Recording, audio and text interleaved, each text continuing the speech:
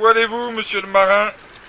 En Afrique. Comment devient-on skipper de course large? Est-ce un vrai métier? Est-ce difficile? Est-ce un jeu d'enfant? En Afrique? Je disais pas que c'était mon rêve quand j'étais gamin. Moi, quand j'étais gamin, je voulais tenir un shop de surf. Lui, c'est Tanguy le Turquet. Il est skipper de course sur Figaro 3. Ah non, ça sort pas de nulle part. Je te dis, on a grandi pendant 15 ans sur un bateau avec mon père. La course au large, c'était son rêve. C'était vraiment son rêve de nous emmener sur plein de départs de course et tout. On a vraiment vécu ça par procuration.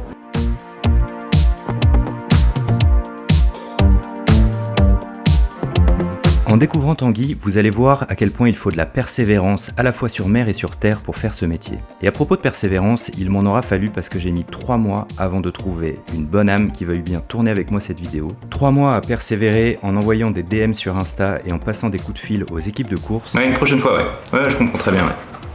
Merci beaucoup, ouais. Bref, vous avez failli avoir le droit à un reportage sur le cimetière à bateau de Lorient et dans un dernier sursaut d'espoir, j'ai envoyé un message à Tanguy qui m'a immédiatement dit oui. Et donc moi, en grandissant, j'ai grandi avec ça dans ma tête. Et en fait, de fil en aiguille, j'ai réussi à en faire mon métier de la course au large. Pour la plus grande fierté de mon père. Tanguy, merci de nous accueillir. Avec plaisir. Où est-ce qu'on est là? Alors là, on est à Lorient, le port de la BSM, de la base sous-marin de course au large. C'est un très vieux port qui a été construit par les Allemands pendant la Seconde Guerre mondiale et qui a été un peu reconditionné en base de course au large. Donc tu vois, il y a plein de super bateaux de course ici. Et on est à bord de ton bureau? Exactement, ici c'est mon bureau, donc c'est le Figaro 3 quai Guinère. C'est l'endroit sur lequel je passe le plus de temps toute l'année, plus que sur mon kite. Et plus que chez toi? Plus que chez moi, ouais, clairement. Ouais, on est à, je pense, je suis à 200 jours de navigation quasiment par an. Donc ça navigue beaucoup. T'as combien de bateaux? J'en ai qu'un. C'est déjà bien un bateau. Non mais parce que moi j'ai 2 foils. T'as 2 foils? Ah ouais, moi j'en ai qu'un. C'est pour ça que je pose la question en fait. Non, j'ai qu'un seul bateau et c'est vrai qu'on passe beaucoup de temps parce que entre le temps de préparation, techniquement, les entraînements et les régates, on passe énormément de temps à bord. Alors, est-ce que c'est ton bateau? Alors non, c'est le bateau de mon sponsor. D'accord. Et du coup, il t'est quoi? Il t'est prêté? Je t'explique le montage.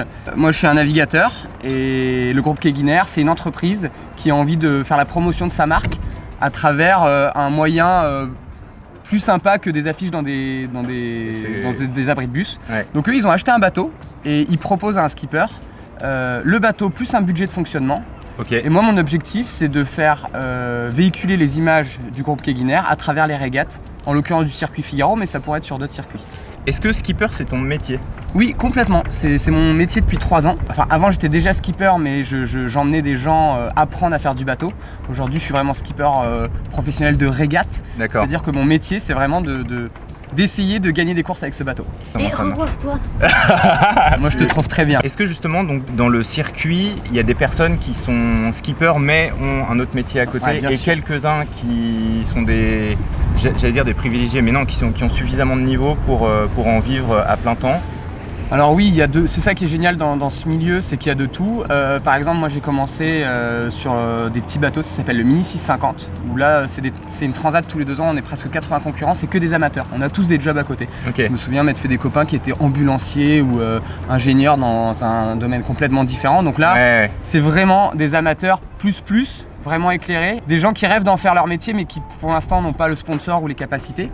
Et après, quand tu arrives en Figaro, là il commence à y avoir des professionnels. Moi par exemple, je vis de la course au large, j'en vis pas très bien mais j'en vis. Ça dépend sur quelle échelle tu places bien vivre. Ouais, exactement. Moi tant que je peux aller faire du kite à foil autant que je veux, c'est bien vivre. Non mais c'est ça, et puis j'imagine que tu éprouves une joie à retrouver ce bureau tous les jours qui est sans doute supérieur à celle de beaucoup de gens qui vont dans... C'est exactement ça, c'est un métier passion. Ce que je veux dire, c'est qu'on gagne pas beaucoup d'argent.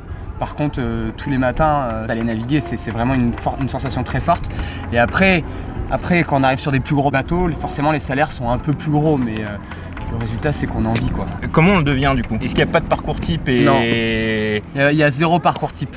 Ce qu'il faut, c'est avoir très envie et faire surtout les bonnes rencontres. Des gens qui m'ont tendu la main peut-être à un moment où je ne pouvais pas, où j'étais seul chez moi. Il faut pouvoir trouver le partenaire qui va te permettre d'en vivre quoi. Et donc ça, c'est toi qui allais le chercher ou il t'a repéré grâce à tes performances? Alors, en l'occurrence, là, le groupe Quai Guinère, eux, ils avaient acheté un bateau, ils avaient vraiment une volonté de faire de la course au large, ils ont fait un appel d'offres pour trouver un skipper. Je me suis présenté, j'ai remporté le truc.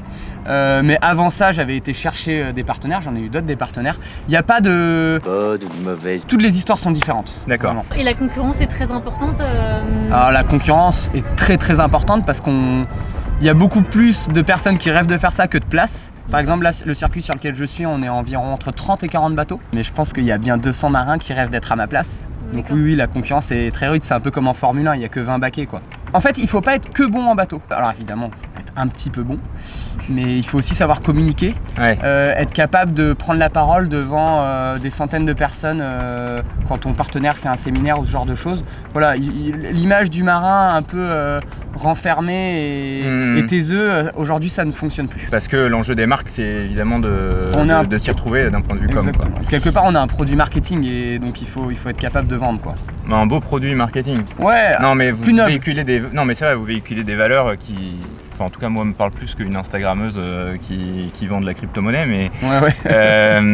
Et puis pardon, mais la notion de mental est très importante aussi. Ouais, alors après, c'est sûr que si on rentre dans le domaine du sportif, c'est un sport. Alors il y a des gens qui disent ah le bateau c'est pas du sport, c'est de la balade. Non, le bateau c'est vraiment du sport. Enfin nous, la manière dont on en fait c'est très sportif. Et après oui, quand t'es dispersé sur un plan d'eau avec 40 bateaux et qu'il y a une météo qui est ce qu'elle est mais que t'as pas eu d'infos depuis 2-3 jours, il faut être capable de prendre des décisions et là c'est le mental qui va prendre le dessus. Savoir si tu te fais confiance, si t'es pas sûr de toi tu vas suivre la flotte, enfin voilà. C'est vraiment un sport aux multiples facettes et le côté mental, puisque t'en parles, enfin moi j'associe ça quasiment au tennis parce que il faut vraiment avoir un mental d'acier pour pas craquer parce qu'avec la fatigue qui s'accumule au bout de 3-4 jours parce qu'on dort très peu sur ces bateaux, bah tu deviens zinzin en fait. Donc c'est là où il faut que le mental prenne le relais. Et c'est vraiment chacun pour sa gueule, pardon pour l'expression, mais c'est... Évidemment que le but c'est de gagner. Après sur l'eau, si t'as un souci, t'es dans un environnement où les secours peuvent pas arriver tout de suite. Donc la première aide en mer, c'est le concurrent qui est à côté. Donc il y a un vrai esprit de solidarité. Par contre, non, on est là pour gagner, on se fait pas des... Mais d'ailleurs, on a vu Jean Le Cam se détourner pendant le Vendée Globe, si je ne m'abuse. Est-ce qu'à la fin, il a des points bonus ou bah tant pis, c'est beau ce que tu as fait, évidemment c'est noble, mais on se revoit dans, je sais plus, le Vendée Globe c'est tous les 4 ans, on se revoit dans 4 ans pour voir si tu es capable de finir premier. En fait de toute façon c'est pénalisant parce que la charge mentale d'avoir été sauvé quelqu'un, enfin c'est quelque chose, tu vois tu pars 3 mois en solitaire et tout d'un coup tu te retrouves à 2 sur ton bateau. C'est un coup tu vois, un peu disjoncté, c'est vraiment bizarre. Ah c'est marrant. Ouais, on n'y pense pas mais il y a le côté psychologique. Pour le coup je pense pour Jean ça a été très dur de se retrouver avec Kevin, donc il a fallu s'adapter et après Kevin est reparti et là il a fallu se réadapter à être en solitaire, donc ça le côté psychologique, pour le coup il n'y a pas de compensation. Après en termes de temps, il y a eu une compensation. C'est-à-dire qu'on lui a rajouté du temps à la fin. Pour revenir du coup à ton métier du coup de skipper professionnel, aujourd'hui tu as un contrat sur quelques années avec ce partenaire. Est-ce que tu as une visibilité à combien de temps? Eh ben ça tombe bien que tu en parles parce que là c'est terminé. Ah c'est pour ça que tu voulais qu'on se voit. Si vous regardez cette vidéo. Je fais ma promo. Non, pas du tout. Ça fait 3 ans que je suis avec ce partenaire. C'est un peu reconductible tous les ans. Donc t'as pas de visibilité à plus En fait non, il y a vraiment très peu de visibilité, c'est très compliqué. Il y en a certains, en fait c'est là que je disais tout à l'heure, le confort il est là, il est pour ceux qui ont de la visibilité à long terme. Moi, il y en a qui l'ont. Ouais, il y en a qui l'ont. Il y en a vraiment qui l'ont. Ouais, il y en a qui ont des contrats sur 10-15 ans. Ah oui, d'accord. Ouais, ça arrive. C'est rare, mais ça arrive. Je pense à Thomas Coville et le Sodebo. Eux, ça fait, je sais pas, ça doit faire 25 ans, 20 ans peut-être qu'ils sont ensemble. En plus, c'est une marque de bouffe, donc il est bien nourri.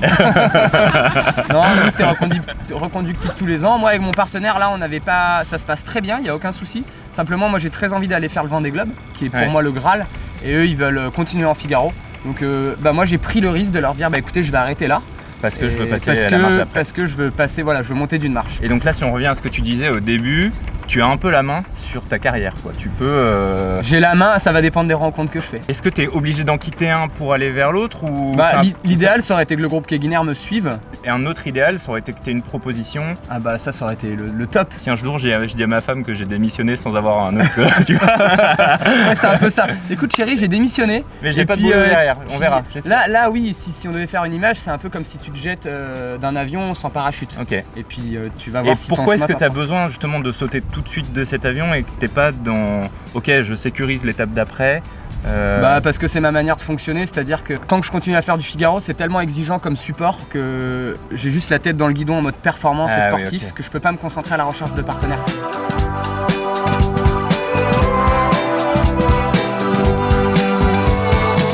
C'est en ça que ce métier est super intéressant. C'est un boulot à plein temps, ça. Ah mais c'est complètement un boulot à plein temps. Là, dès que je finis la solitaire, je vais sur mon bureau, je fais des plaquettes de sponsoring et puis après c'est du démarchage pour essayer de trouver des partenaires, essayer de leur vendre quelque chose de plus que les autres.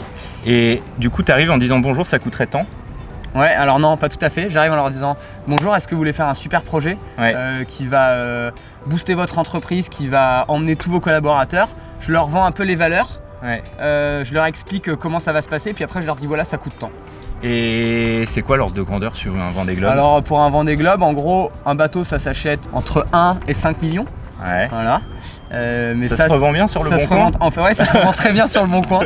Si tu veux, c'est comme un très bon foil. Tu vas l'acheter très cher, mais tu es à peu près sûr de le revendre.